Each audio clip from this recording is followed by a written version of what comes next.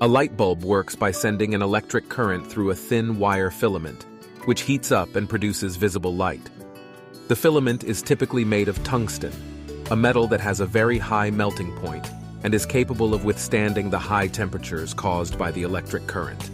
The filament is enclosed in a glass bulb that has been evacuated of air or filled with an inert gas, such as argon. This is because oxygen would cause the filament to burn up quickly. When you turn on a light switch, an electrical current flows from the power source through the wiring in your home and into the light bulb.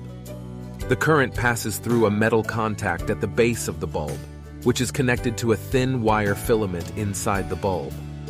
As the current flows through the filament, resistance to the flow causes the filament to heat up and glow. This is the visible light that you see when you turn on a light. The bulb's shape and size determine the amount and direction of light that is emitted.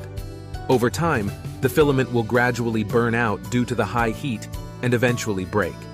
This is why light bulbs need to be replaced periodically.